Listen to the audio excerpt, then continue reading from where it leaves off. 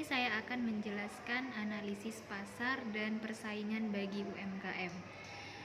Tujuan utama melakukan analisis pasar yaitu untuk mengidentifikasikan kebutuhan dan keinginan konsumen dengan merancang dan menetapkan tawaran yang dapat memuaskan kebutuhan dan keinginan tersebut.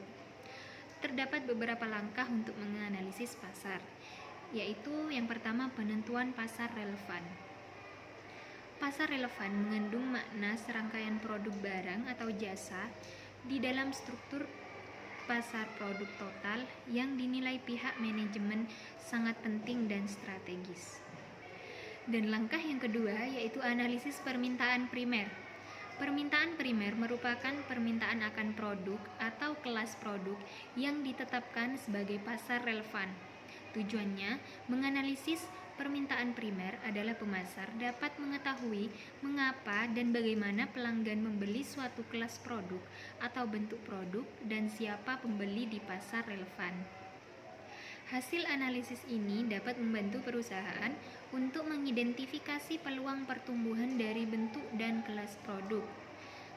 Ada beberapa yang perlu dilakukan oleh perusahaan, yaitu yang pertama identifikasi pembeli. Melalui identifikasi pembeli, pihak perusahaan dapat memperoleh wawasan atau gambaran mengenai peluang pertumbuhan potensial di pasar serta sarana komunikasi yang tepat untuk pasarnya. Terdapat 3 karakteristik pembeli, yaitu yang pertama berdasarkan geografis, demografis, dan gaya hidup. Yang kedua, kesediaan dan kemampuan untuk membeli. Kesediaan untuk membeli mengandung makna persepsi konsumen terhadap kegunaan suatu produk untuk satu atau lebih situasi penggunaan. Analisis pasar produk sangat berguna untuk mengidentifikasi situasi pemakaian di mana bentuk produk tertentu dapat dimanfaatkan. Kemampuan untuk membeli akan sangat tergantung pada faktor biaya, kemasan, dan ukuran serta ketersediaan spasial. Langkah yang ketiga yaitu analisis permintaan selektif. Permintaan selektif adalah permintaan akan produk atau pemasok spesifik dalam pasar relevan. Secara garis besar, proses keputusan pembelian didasarkan pada tingkat keterlibatan konsumen dalam keputusan pembelian. Semakin tinggi tingkat keterlibatan konsumen, maka semakin ekstensif proses keputusannya. Individu tertentu bisa saja memiliki tingkat keterlibatan yang tinggi terhadap kategori produk tertentu atau merek tertentu. Namun, tingkat keterlibatan dalam proses pembeliannya sangat rendah dikarenakan loyalitas merek, tekanan waktu, atau faktor lainnya. Berdasarkan tingkat keterlibatannya, maka terdapat 3 proses keputusan pembelian, yaitu yang pertama, pemecahan masalah ekstensif. Dalam tipe ini, konsumen tidak memiliki pengalaman sebelumnya dalam pembelian suatu produk atau jasa dan merasakan adanya tingkat risiko yang tinggi dalam pembelian. Dan yang kedua, pemecahan masalah terbatas. Konsumen memiliki sejumlah pengetahuan tentang kategori produk dan kriteria pilihan yang relevan. Namun, menjumpai adanya produk baru, konsumen bukan saja mengevaluasi produk, namun juga membandingkan berbagai merek yang ada untuk membentuk preferensinya. Dan yang ketiga, perilaku respon rutin. Pengambilan keputusan dalam tipe ini relatif cepat dan tidak memerlukan banyak informasi tambahan. Konsumen telah memiliki pengalaman dalam menentukan kelas produk sehingga tidak memerlukan banyak informasi untuk pengambilan keputusan. Langkah yang keempat yaitu pengukuran pasar. Pemasar perlu melakukan pengukuran terhadap pasar dan potensi pasar di masa depan. Permintaan bisa diukur dan diprediksi pada berbagai level. Setiap tipe pengukuran memiliki tujuan spesifik.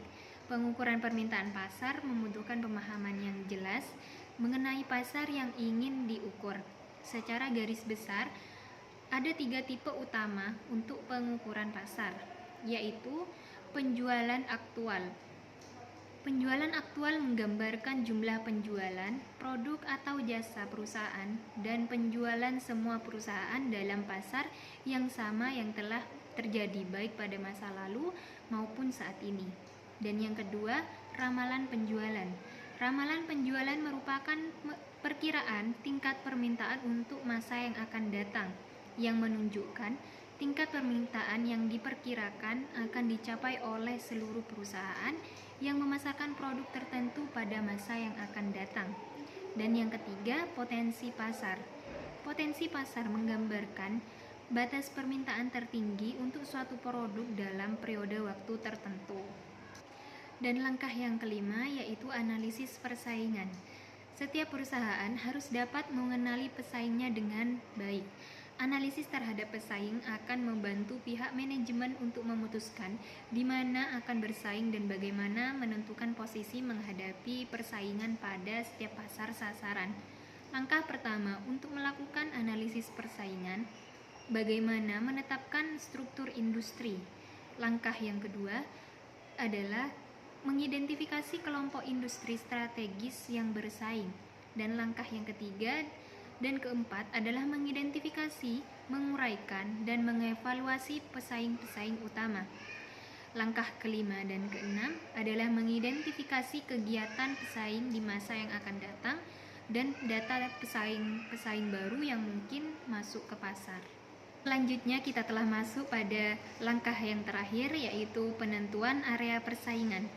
Analisis persaingan dimulai dengan mengidentifikasi struktur industri di mana perusahaan akan bersaing. Daerah persaingan akan menunjukkan para pesaing yang sebenarnya.